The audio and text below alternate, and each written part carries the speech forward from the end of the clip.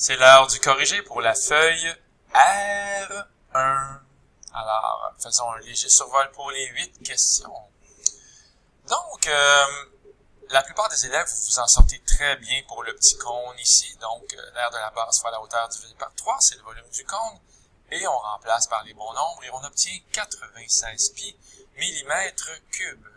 N'est-ce pas extraordinaire? En passant, pourquoi c'est écrit 4 à la 2 ici? C'est parce que 4, c'est la moitié de 8. Donc ça va bien. Là où les erreurs arrivent souvent, c'est que pour uniquement la partie qui est cylindrique ici, il faut faire 132 moins 18. Alors 132 moins 18, ça fait 114. Donc, encore une fois, 132 moins 18, 114. Beaucoup d'élèves y oublient de faire moins 18. Quelle tragédie! Donc, volume du cône, volume du cylindre, 96 pi mm3 et ici 1824 pi mm3. Ça fait un volume total de 1920 pi mm3. Et à un moment donné, on est allé de traîner le pi peut-être. Ça fait 6,032 cm3. On enlève les 3 cm3 de plastique. Et ça ici, c'est la quantité d'encre, 3,032 cm3. La quantité d'encre pour un seul crayon. Centimètres cubes, ça tombe bien. C'est la même chose que des millilitres, comme ceci. Alors, avec 50 millilitres, je vais pouvoir m'occuper de combien de crayons? Ben, pour savoir combien de fois 3,032 ça rentre dans 50, il suffit de diviser. Donc, 50 millilitres en tout, divisé par 3,032 millilitres par stylo, va donc pouvoir remplir 16,5 stylos. N'est-ce pas extraordinaire? Pour la question numéro 1. La question numéro 2, elle est quand même pas mal difficile. Et je vous invite à voir vraiment que si vous regardez uniquement ce qui est en noir, ça donne carrément une pyramide à base carrée. Donc, uniquement ce qui est en noir. Autrement dit, si vous enlevez ce qui est en blanc, ça va donner quelque chose qui ressemble à ceci, comme ceci. Donc, le blanc n'est plus là. On a l'espèce de développement pour une pyramide à base carrée. Donc, allons chercher quelques mesures. Vous allez voir, ça va être utile et important. D'abord, ici, j'ai trouvé racine de 45 pour le morceau, justement, qui est en bleu, mettant en vedette 6 et 3. Donc, ma première étape, racine de 45. Et il est où, racine de 45? Il est là. C'est toi ici, racine de 45 cm. C'est la mesure de l'arête latérale. Donc, encore une fois ici, racine de 45 cm. Ça va servir, faites-moi confiance. J'ai aussi pris un 12 cm qui était là. J'enlève 3 et j'enlève 3. Et finalement, si on regarde en rouge, ce que j'en sais ici, c'est un 3 qui va rester. Donc, si on regarde correctement le dessin, c'est ça ici qui va mesurer 3 cm. C'est peut-être pas évident à voir, mais ici, c'est bien 3 cm.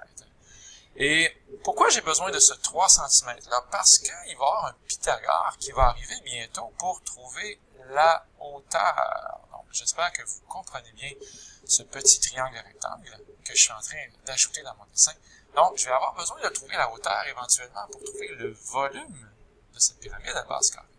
Donc, il y aura un Pythagore un peu plus tard avec racine de 45 et 3 pour trouver la hauteur. Bon, sur ce, j'ai également trouvé, moi, racine de 18 ici, avec 3 et 3, donc avec le triangle en rouge. Racine de 18 cm, ça correspond tout simplement à toi ici. Donc, le côté, c'est racine de 18 cm. Je peux l'écrire à plusieurs endroits. Voilà, racine de 18 cm. Donc, ceux qui veulent le revoir, on a 3 et on a 3. Donc, 3 et 3. Avec un Pythagore, on va trouver donc racine de 18 cm. Peut-être un peu de couleur pour que ce soit encore plus clair. Voilà ici. C'est le même triangle rectangle depuis tantôt. OK, alors quelle est l'aire de la base? Ben, l'aire de la base va tout simplement être racine de 18 fois racine de 18. Ne soyez pas surpris si ça donne 18 cm². Donc, racine de 18 fois racine de 18. Voici la base. Son aire, ça va être 18 cm². Et là, on pourrait faire plein de Pythagore et plein de calculs pour trouver l'aire total. Mais l'aire totale, c'est uniquement tout ce qui est en noir dans le dessin. Alors, pourquoi ne pas faire l'aire du carré, donc du grand carré, moins l'aire de ce qui est en blanc, tout simplement. Alors ici, j'enlève un triangle, un autre triangle. Donc, je fais 12 fois 3 divisé par 2, parce que c'est ça, l'aire d'un triangle, c'est donc 12 fois 3 divisé par 2 fois 4. Donc, je suis en train de faire tout simplement, encore une fois, l'aire totale en noir, c'est l'aire du carré moins l'aire de ce qui est en blanc. Donc, l'aire du carré, c'est 144, comme dans 12 fois 12 cm², et l'aire de ce qui est en blanc, c'est 72 cm². Il va donc rester, justement, 72 cm² pour l'aire totale de la pyramide. Et si vous avez un peu de mémoire, ben, tantôt, je vous avais promis que j'allais trouver la hauteur grâce à ce fameux triangle rectangle. Ici, donc, la hauteur, on va la chercher. Donc, h à la 2 plus 3 à la 2 est égal à racine de 45 à la 2. En passant, c'est pas un triangle qu'on voit souvent, ça. Hein? Alors, dans nos amis, les triangles cachés dans les pyramides, lui, il est plutôt rare. Alors, je l'aime bien et je souligne son importance. Et ça va donner quand même une très jolie hauteur, un beau nombre rond de 6 cm. Donc, le volume, l'aire de la base fois la hauteur divisé par 3. L'aire de la base, c'est 18 fois la hauteur qui est de 6, le tout divisé par 3. Et c'est pour ça que ça nous donne un volume de 36 cm3 pour cette jolie pyramide. Donc, c'est un problème à méditer. La question suivante, on va y aller rapidement. Il suffisait de faire 14 moins 8. Et oui, il y a des élèves qui ne le voient pas. Ça fait donc 6 cm pour le rayon de la boule. Et c'est aussi 6 cm dans toutes les directions. Étant donné que le rayon du cylindre, c'est le tiers, mais le tiers de 6, ça va tout simplement être 2 cm. Donc ici, c'est écrit RC. Donc le rayon du cylindre va être de 2. Voilà, c'est réglé. On a aussi RS, qui est le rayon de la sphère, qui va être 6. Ce que j'aime pas ici, je suis pas un grand fanatique de cette écriture-là, parce que il y a deux choses qui m'embêtent un petit peu. Ben, le volume d'une boule, c'est 4 pi R3 sur 3. Et là, eux autres, ils ont écrit 2 pi R3 sur 3. Bon, ça me dérange pas vraiment tant que ça, dans le fond. C'est juste qu'ils sont peut-être allés vite dans la démarche, mais c'est vrai que le volume pour la demi-boule, donc je vais écrire ici demi-boule, c'est 2 pi R3 sur 3. Ce qui me dérange plus, c'est ce que j'encercle en vert à l'instant, c'est que le rayon à la 3, ils l'ont comme mis au dénominateur. Et ça me titille légèrement quand même. Donc, c'est comme s'il avait écrit que le volume, c'était 2 pi sur 3, R à la 3. Donc, ça me dérange un petit peu. Faites attention de ne pas écrire ça comme ça. On multiplie par R à la 3, on n'est pas en train de diviser par R à la 3. Donc, quand vous regardez tous ces calculs-là, vous allez pouvoir trouver rapidement le volume pour tout cet assemblage, un culbuto. Parlons de l'air maintenant, mais on reconnaît ici la formule pour l'aire latérale du cylindre, donc ça ne devrait pas être un problème. Peut-être que le reste est un peu plus compliqué, c'est écrit 3 pi R2. Pourquoi 3 pi R2? Ben, pensez-y bien. L'air pour une demi-sphère, c'est 2 pi R2. OK?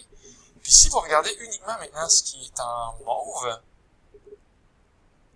ben ça c'est avec les petits bouts qui est ici, qu'on pourrait imaginer plus bas, c'est l'aire d'un cercle. Et donc, ce qui est en mauve, c'est pi R2. On a donc 2 pi R2 plus 1 pi R2. Soyez pas surpris si c'est écrit 3 pi R2 dans le code. C'est la raison mystérieuse derrière tout ça. Donc, je vous laisse regarder cette question-là. À la question suivante, ben, on a 5 décimètres. C'est la même chose que 50 centimètres. Et 50 moins 12 pour ici. Lisez bien votre question. Il va rester ici, donc, 38 cm. Et on a aussi 4 cm de côté, donc pour les morceaux de bois. Donc, avec ça, on va pouvoir trouver le volume d'un prisme, le volume de la pyramide. On reconnaît le 4 et le 38, donc je vais faire la publicité.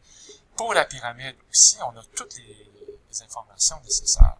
Pour ce petit numéro-là, faites juste attention de ne pas vous faire jouer des tours. À la question suivante, le volume du cylindre pi R2H, mais au lieu d'écrire H, on a écrit 2R.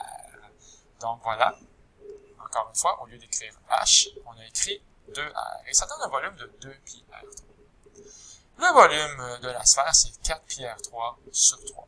Et quand vous simplifiez ça, on réalise que ça donne un rapport de 2 tiers. Donc le volume de la boule, de la sphère, c'est le 2 tiers du volume du cylindre. Encore une fois, 4 pi R3 sur 3, si je le compare ou si je le divise par le volume du cylindre, bien, on réalise qu'il y a beaucoup de choses qui s'annulent. R à la 3 s'annule, ainsi que pi s'annule. Il reste 4 tiers divisé par 2.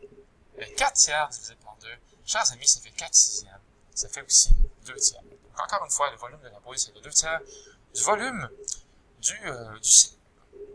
Alors, étant donné qu'on suggère que la sphère a un volume de 100 cm3, bien 100, c'est le 2 tiers de quoi? C'est le 2 tiers de qui?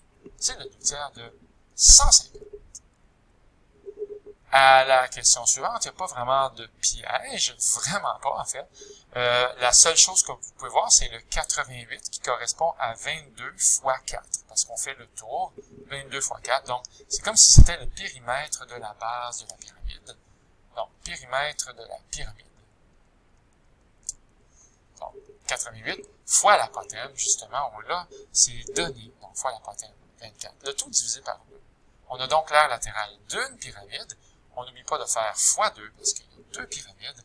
Puis on n'oublie pas d'additionner aussi la partie, on va la colorer ici en rouge, donc 22 fois 8 fois 4. Donc c'est la même chose que 88 fois 8. Donc on a tous les nombres pour être de parfaits mathématiciens avec cette question-là.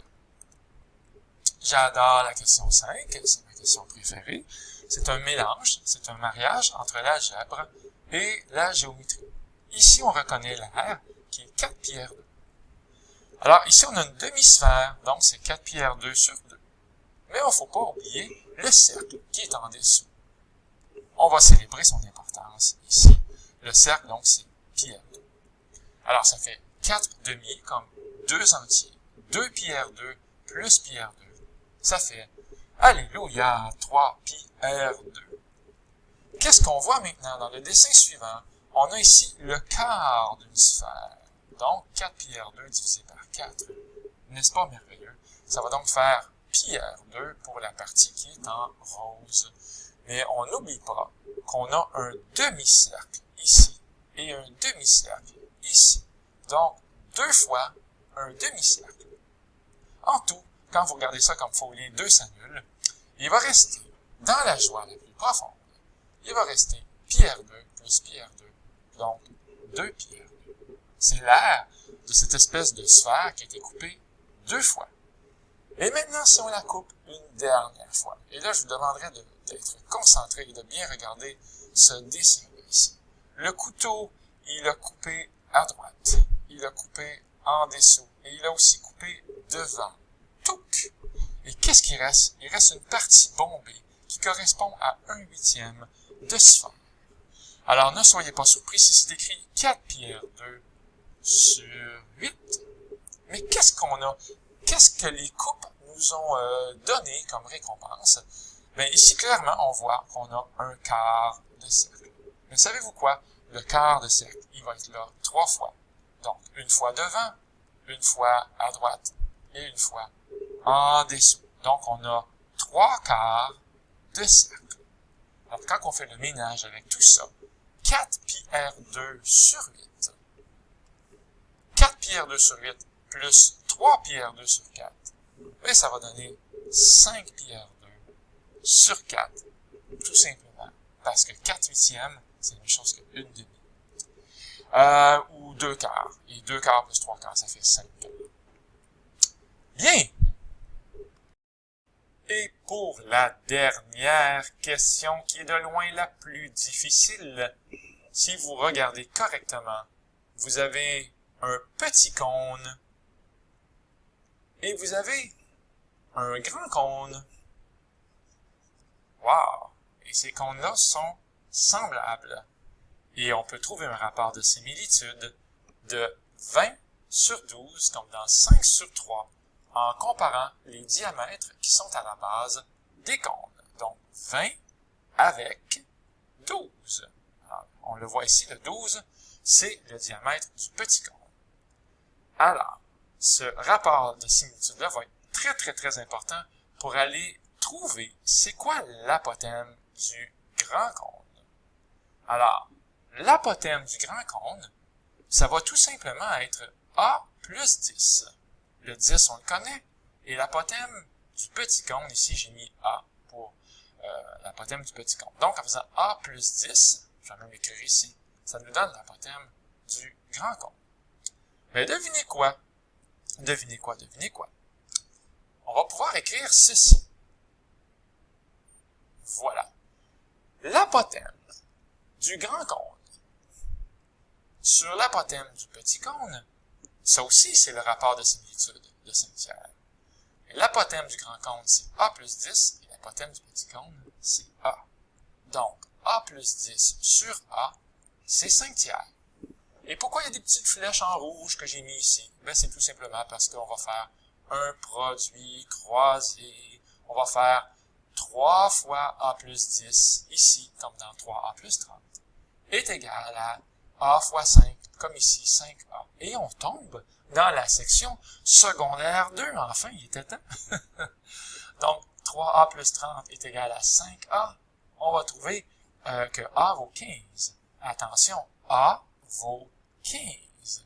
Est-ce qu'on est en centimètres? Oui, on est en centimètres. Et donc, on va avoir 15 plus 10, 25 centimètres pour l'apothème du grand cône. On l'a ici d'ailleurs, 25.